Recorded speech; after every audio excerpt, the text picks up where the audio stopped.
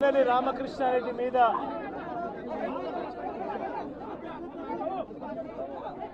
తన మీద ఏకంగా 307 అంటే అటెంప్ట్ టు మర్డర్ లాంటి కేసులు పెట్టి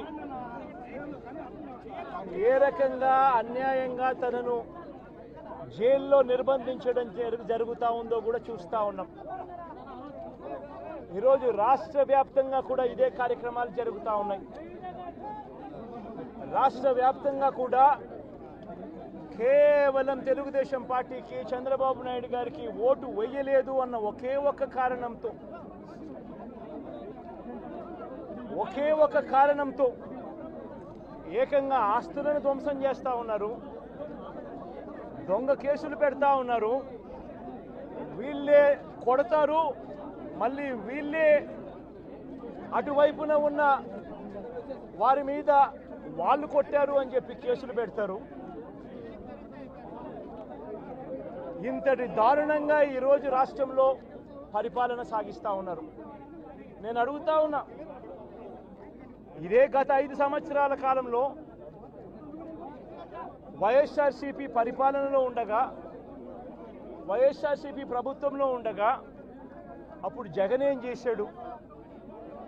కులం చూడలేదు, మతం చూడలేదు, ప్రాంతం చూడలేదు, చివరికి ఏ పార్టీకి ఓటు వేశారన్నది కూడా చూడకుండా ప్రతి పథకము ప్రతి మనిషి కూడా అర్హత అన్నది మాత్రమే ప్రామాణికంగా తీసుకుని ప్రతి ఇంటికి డోర్ డెలివరీ చేసిన ప్రభుత్వం వైఎస్ఆర్సీపీ ప్రభుత్వందైతే, జగన్మోహన్ రెడ్డి ప్రభుత్వందైతే ఈరోజు కేవలం తెలుగుదేశం పార్టీకి ఓటు వేయలేదని, కేవలం చంద్రబాబు నాయుడు గారికి ఓటు వేయలేదని, కేవలం ఓటు వేయలేదన్న ఒక్క కారణంతో ఆస్తులు ధ్వంసం చేస్తూ ఉన్నారు, మనుషులను కొడతా ఉన్నారు, కొట్టి మరి కేసులు పెడతా ఉన్నారు.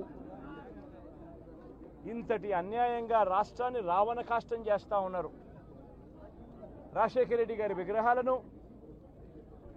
విరగొడతా ఉన్నారు, పగలగొడతా ఉన్నారు.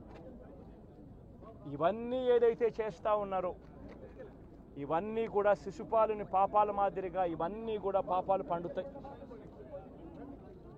ప్రజాస్వామ్యంలో ఏదైనా కూడా ప్రజలకు మంచి చేసి ప్రజల గుండెల్లో స్థానం సంపాదించుకుని ప్రజల దగ్గరికి వెళ్ళి ఫలాని మంచి చేశాం కాబట్టి మాకు ఓటు వేయండి అని అడిగే పరిస్థితులు ఉండాలి తప్పనిచ్చి ఈ మాదిరిగా దౌర్జన్యాలు చేసి, ఈ మాదిరిగా అన్యాయమైన కేసులు బిగించి, ఈ మాదిరిగా ఆస్తులు ధ్వంసం చేసి, ఈ మాదిరిగా ఫియర్ సైకోసిస్ క్రియేట్ చేస్తూ రాజకీయాలు చేస్తే మాత్రం అది ఏ రోజు కూడా నిలబడే రాజకీయం కాదు. తాత్కాలిక మేలేదైనా జరుగుతుందేమో తప్పనిచ్చి తర్వాత ఓటు వేసేటప్పుడు మాత్రం ప్రజలు ఇవన్నీ కూడా ఖచ్చితంగా గుర్తుపెట్టుకొని లెక్క జమ చేసి చంద్రబాబు నాయుడు గారికి గట్టిగా బుద్ధి చెప్పే పరిస్థితులు రోజులు కూడా తొందరలోనే ఉన్నాయని కూడా ఈ సందర్భంగా చంద్రబాబు నాయుడు గారిలో మార్పు రావాలని సందర్భంగా కూడా తెలియజేస్తా ఉన్నా. నిజంగా ఇదే విషయానికి వస్తే ప్రజలు ఎందుకు నీకు ఓటేశారు చంద్రబాబు నాయుడు గారు అని చెప్పి ఫస్ట్ చంద్రబాబు నాయుడు ఆలోచన చేయాలి.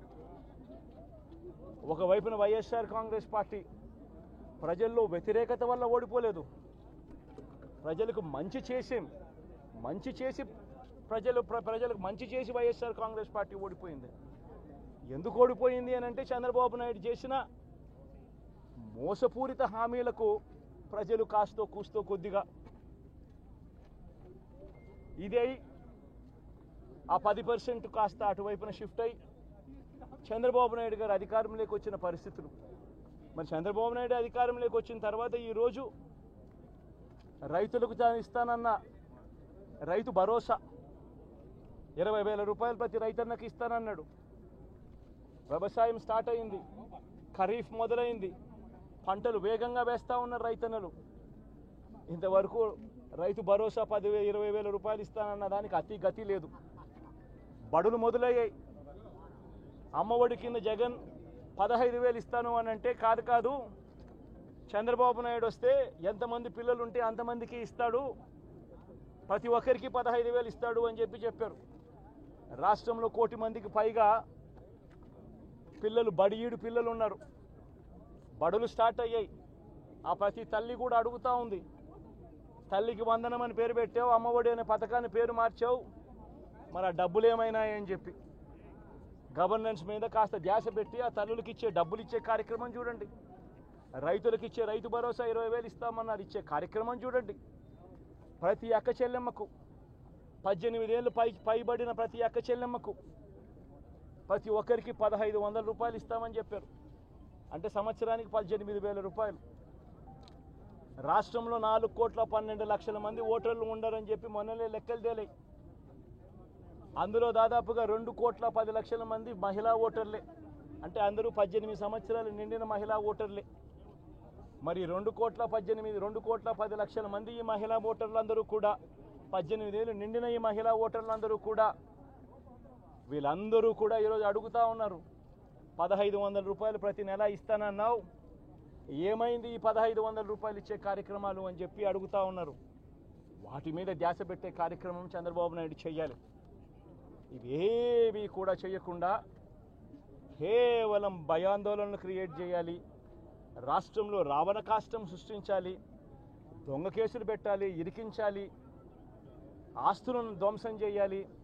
వైఎస్ఆర్సీపీ అభిమానులైనా, వైఎస్ఆర్సీపీ కార్యకర్తలైనా, వైఎస్ఆర్సీపీకి ఓటు వేసిన వారైనా కూడా ఎవరిని కూడా ఉంచకూడదు అన్న దుర్మార్గపు ఆలోచనలతో అడుగులు ముందుకు వేయడం అతి హేయమైన రాజకీయం అని కూడా ఈ సందర్భంగా తెలియజేస్తా ఉన్నా. ఇదే రామకృష్ణారెడ్డి విషయానికే వస్తే నిజంగా ఎంతటి అన్యాయమైన పరిస్థితిలో కేసులు బిగించారు అన్నది ఒకసారి అందరూ కూడా ఆలోచన చేయమని కోరుతా ఉన్నా. ఇదే విషయం కారంపూడి ఘటన జరిగింది ఎప్పుడు? ఎన్నికలు అయిపోయిన తర్వాత మరుసటి రోజు, అంటే మే 14వ తారీఖున కారంపూడిలో ఘటన జరిగింది. కారంపూడిలో ఏం ఘటన జరిగింది, ఎందుకు జరిగింది? కారంపూడిలో తెలుగుదేశం పార్టీ చేసిన ఆకృత్యాలకు ఒక ఎస్సీ కుటుంబంలో ఉన్న మహిళలు ఇబ్బంది పడే పరిస్థితిలోకి పోయినప్పుడు వాళ్ళను పరామర్శించడానికి డిఎస్పీ అనుమతి తీసుకునే మరుసటి రోజు, ఎన్నికలు అయిపోయిన మరుసటి రోజు ఎమ్మెల్యే బయలుదేరాడు. ఎమ్మెల్యే కారంపూడికి చేరుకోక మునిపే ఆ ఎస్సీ కుటుంబం అనేది కారంపూడి అటువైపున ఉంటే, ఊరికి అటువైపున వాళ్ళు ఇల్లు ఉంటే ఆ ఊరు ఎంటర్ కాకమునిపే తనను అడ్డగించడము, అక్కడే గొడవ జరగడము, గొడవ జరిగేది టౌన్లో జరుగుతూ ఉంది, ఇక్కడ నుంచి ఇక్కడ అడ్డగించినారు. అసలు సిఐ అనే నారాయణ స్వామి అనే ఈ సిఐతో కనీసం ఎమ్మెల్యే కనీసం తటస్థ కూడా పడలేదు, కనీసం చూసిన దాఖలాలు కూడా లేవు వీళ్ళిద్దరూ. ఆ రోజు ఆయన ఉండేది వేరే లొకేషన్లో, గొడవలో వేరే లొకేషన్, టౌన్ మధ్యలో గొడవ జరుగుతా అంటే ఆయన ఉన్నాడు, టౌన్ మొదట్లో ఈయన ఉన్నాడు. అసలు ఆయన తటస్థపడలేదు. ఆయన మీద ఆ గొడవ జరిగేటప్పుడు రాళ్ళు ఇటువైపు నుంచి అటువైపు నుంచి పడ్డాయి. చిన్న రాయి ఏదో తగిలి ఉండొచ్చేమో బహుశా, కానీ చిన్న రాయి కాబట్టి అసలు ఆయన మరుసటి రోజు అదే రోజు మెడికో లీగల్ కేసు కూడా పెట్టలా. అంటే ఎంత చిన్న ఘటన అది, జరిగిందో లేదో కూడా తెలియదు. మే 14న జరిగితే 9 రోజుల తర్వాత, అంటే మే 23వ తారీఖున ఆయనకి ఏదో జరిగిందన్నట్టుగా ఆ సిఐ హత్యాయత్నం కేసు పెట్టడం జరుగుతూ ఉంది రామకృష్ణారెడ్డి. కనీసం సీన్లో కూడా లేని వ్యక్తిని. ఇది అన్యాయం కాదని అడుగుతా ఉన్నా. అసలు ఇన్సిడెంటే జరిగిందో లేదో కూడా తెలియదు ఆయనకి. ఏ మేరకు ఇన్సిడెంట్ నిజంగానే జరిగిందంటే మే 14న ఆయన జరిగిందంటే మే 15వ తారీఖునే మెడికో లీగల్ కేసు ఎందుకు పెట్టలేదు? 17వ తారీఖున సిట్ వేసింది కేంద్ర ఎన్నికల సంఘం. 17వ తారీఖు నుంచి 20వ తారీఖు వరకు పల్నాడు ఏరియాలో ఆ సిట్ బృందం తిరిగి ఇన్సిడెంట్ జరిగిన ప్రతి అంశం మీద రిపోర్ట్ ఇచ్చింది. ఆ రిపోర్ట్ ఇచ్చిన దాంట్లో, ఆ సిట్ ఇచ్చిన రిపోర్ట్లలో ఎందుకు ఈ అంశం రాలేదు? మరి ఈ రకంగా ఒక మనిషిని హత్యాయత్నం కేసు మీద బిగించడం ధర్మమేనా? ఇంకొక కేసు కూడా తన మీద హత్యాయత్నం కేసు పెట్టాడు. మే 13వ తారీఖున ఎన్నికల సమయంలో పాల్వాయి గేట్ అనే పోలింగ్ కేంద్రం దగ్గర తాను అక్కడికి వెళ్ళినప్పుడు జరిగిన ఘటన మీద అసలు ఎందుకు ఆ ఘటన జరిగింది? ఎవడన్నా కొద్దో గొప్ప కనీసం ఆలోచన చేసేవాళ్ళు ఎవరైనా ఆలోచన చేయాలి కదా. అక్కడ ఉన్న ఎస్సీలను, ఆ గ్రామంలో ఉన్న సామాజిక వర్గం వాళ్ళు గ్రామంలో ఉన్న బూతులు లేకపోయి ఓట్లు వేసే పరిస్థితి లేకుండా ఉన్నప్పుడు ఎమ్మెల్యే అక్కడికి ఆ గ్రామానికి వెళ్ళినప్పుడు ఎమ్మెల్యే ఆ పరిస్థితిని చూసి ఎస్పీకి 4 సార్లు 5 సార్లు 10 సార్లు ఫోన్ చేసినా కూడా ఎస్పీ రాని పరిస్థితిలో ఉన్నప్పుడు కనీసం సిఐని ఎస్ఐని కూడా పంపించిన పరిస్థితిలో ఉన్నప్పుడు అటువంటి బూత్లో సెన్సిటివ్ బూత్లో కేవలం ఒకే ఒక్క హోంగార్డును పెట్టి బూతులు నడుపుతా ఉన్నారు. అటువంటి పరిస్థితుల్లో అన్యాయం జరుగుతూ ఉందని చెప్పడం కోసం, అన్యాయం జరుగుతూ ఉన్న వాళ్ళ పక్షాన్ని నిలబడడం కోసం ఎమ్మెల్యే లోపలికి పోయి ఈవీఎంను పగలగొట్టే కార్యక్రమం జరిగింది. ఎందుకు ఈవీఎంలో నిజంగానే ఎమ్మెల్యేనే రిగ్గింగ్ చేసుకుంటా ఉంటే ఎమ్మెల్యేకి అక్కడ నిజంగానే ఎమ్మెల్యే పరిస్థితి అంత బాగుండింటే ఎందుకు ఎమ్మెల్యే ఈవీఎం పక్కన కొడతాడు? అక్కడ పరిస్థితి బాగలేదనే కదా, అన్యాయం చేస్తూ ఉన్నారనే కదా. అక్కడికి పోయినప్పుడు అన్యాయం చూశాడు కాబట్టే కదా ఈవీఎం పగలగొట్టాడు. ఆ ఈవీఎం ఏదైతే పగలగొట్టిన కేసులు ఏదవుతుందో తనకు బెయిల్ వచ్చింది. ఈరోజు తాను బెయిల్ అక్కడ లోపల ఉన్నది ఈవీఎం పగలగొట్టిన కేసులో కాదు, తను లోపల ఉన్నది ఈవీఎం పగలగొట్టిన కేసులో. అన్యాయం జరిగింది అని చెప్పి, అన్యాయం జరుగుతూ ఉన్న పరిస్థితిలో ఎమ్మెల్యే అక్కడికి పోయి అడ్డుకునే కార్యక్రమంలో జరిగింది అని చెప్పి కోర్టులు కూడా గుర్తించాయి కాబట్టి తనకు బెయిల్ వచ్చింది. కానీ మళ్ళీ ఆ తర్వాత ఏం జరిగింది? ఆ ఇన్సిడెంట్ జరిగిన 10 రోజుల తర్వాత, ఆ ఇన్సిడెంట్ జరిగిన 10 రోజుల తర్వాత అంటే మే 23వ తారీఖున ఎమ్మెల్యే అక్కడికి వెళ్ళి హత్యాయత్నం చేశాడట. అదే పోలింగ్ బూత్లో హత్యాయత్నం చేశాడంట. ఎవడన్నా బుద్ధునోడు ఎవడన్నా నమ్మదానికి ఉందయ్యా? ఎవడన్నా ఎమ్మెల్యే అనేవాడు అక్కడికి పోయినప్పుడు వాళ్ళు చేస్తూ ఉన్న రిగ్గింగు, ఎమ్మెల్యే దానికి అడ్డుకునే కార్యక్రమం చేస్తూ ఉంటే ఎమ్మెల్యే అక్కడికి పోయి ఎమ్మెల్యే హత్యాయత్నం చేస్తాడా? చెప్పడానికైనా హద్దు పొద్దు ఉండాలి కదా. 10 రోజుల తర్వాత ఎమ్మెల్యే హత్యాయత్నం చేశాడని చెప్పి కేసు పెడతారు 10 రోజుల తర్వాత. ఇప్పుడు నిజంగానే అటువంటి ఇన్సిడెంట్ జరిగిందంటే సిట్టు 17వ తారీఖు నుంచి మే 17వ తారీఖు నుంచి 20వ తారీఖు లోపల మధ్యలో ఇచ్చిన రిపోర్ట్లో ఆ సిట్లో అది చెప్పాలి కదా, ఇట్లా జరిగింది, ఎమ్మెల్యే అనే వ్యక్తి హత్యాయత్నం చేసే కార్యక్రమం చేశాడు అని చెప్పి రావాలి కదా. మరి ఎందుకు సిట్ రిపోర్ట్లో రాలేదు? ఈ రకంగా ఒక మనిషిని కేవలం 4 సార్లు ఎమ్మెల్యే తాను 2000 కన్సిస్టెంట్గా 4 సార్లు ఎమ్మెల్యే గెలిచాడు. 2009లో గెలిచాడు, 2011లో గెలిచాడు, 2014లో గెలిచాడు, 2019లో గెలిచాడు.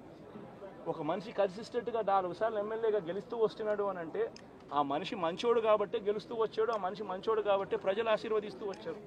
అటువంటి వ్యక్తిని తీసుకొని వచ్చి తప్పుడు కేసులలో ఈ మాదిరిగా బిగించడం ఎంత మటుకు ధర్మం?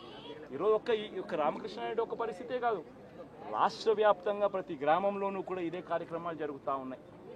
ప్రతి ఒక్కరూ కూడా వాళ్ళ స్థాయిలో రెడ్ బుక్స్ అని చెప్పి రెడ్ బుక్లు పెట్టుకొని ఉన్నారు. చంద్రబాబు నాయుడు స్థాయిలో చంద్రబాబు నాయుడు ఒక రెడ్ బుక్, లోకేష్ స్థాయిలో లోకేష్ ఒక రెడ్ బుక్, ఎమ్మెల్యే స్థాయిలో ఎమ్మెల్యే ఒక రెడ్ బుక్, మండల స్థాయిలో మండల నాయకుడు ఒక రెడ్ బుక్, గ్రామ స్థాయిలో గ్రామంలో ఇంకో రెడ్ బుక్, గ్రామ స్థాయిలో ఇంకో నాయకుడు, గ్రామ స్థాయిలో ఇంకో రెడ్ బుక్లలో పెట్టుకొని ఏం చేస్తూ ఉన్నారు? అతి దారుణంగా అన్యాయంగా ఆస్తులు ధ్వంసం చేస్తూ ఉన్నారు. రాష్ట్రం మొత్తం దాన్ని చూస్తూ ఉంది, కానీ ఎవడు మాట్లాడడం లేదు. దొంగ కేసులు పెడతా ఉన్నారు, పోలీసులు ప్రేక్షక పాత్ర పోషిస్తూ ఉన్నారు. దొంగ కేసులు పెడతా ఉన్నారు, వాళ్ళే కొడతారు, మన ఇటువైపున కేసులు పెడతా ఉన్నారు. రాష్ట్రం మొత్తం ఇది చూస్తూ ఉంది. చీని చెట్లు నరికేస్తూ ఉన్నారు, ఆస్తులు ధ్వంసం చేస్తూ ఉన్నారు, కనిపిస్తూ ఉంది. ఎమ్మెల్యేలు ఏకంగా జేసీబీల మీద పొక్లైన్ల మీద ఎమ్మెల్యేలు స్వయంగా తీసేసి ఏకంగా పోయి బిల్డింగులు పగలగొట్టే కార్యక్రమాలు చేస్తూ ఉన్నారు. ఇంతటి దారుణంగా నిజంగా చేస్తూ ఉన్నారు అని అంటే ఎల్లకాలం ప్రభుత్వం మీది కాదు, ఎల్లకాలం రోజులు మీయే ఉండవు చంద్రబాబు, అది గుర్తుపెట్టుకో. మీ పాపాలు పండుతూ ఉన్నాయి వేగంగా. ప్రజలు దీన్ని క్షమించని పరిస్థితి లేక వస్తారు. ఖచ్చితంగా మీకు బుద్ధి చెప్పే పరిస్థితులు రోజులు కూడా ఉంటాయి. చేతనైతే మంచి చేయండి, మంచి చేసి ప్రజల మనసులు గెలుచుకుని ఓట్లు ప్రజల మనసుల్లో స్థిరస్థాయిగా నిలబడే కార్యక్రమం చేయండి. కానీ తప్పుడు రాజకీయాలు ఈ మాదిరిగా నువ్వు ఒక్కరివే చేస్తావు అనుకుంటా ఉన్నావు. ఇదే మాదిరిగా కొనసాగితే రాష్ట్రంలో ఒక తప్పుడు సాంప్రదాయానికి నువ్వు నాంది పలుకుతా ఉన్నావు. నువ్వు వేసే ఈ బీజం, నువ్వు వేసే ఈ తప్పుడు సాంప్రదాయం, రేపొద్దున నువ్వు వేసే ఈ బీజం చెట్టు అవుతుంది. రేపొద్దున నువ్వు ఏదైతే ఇత్తుతావో అదే పండుతుంది.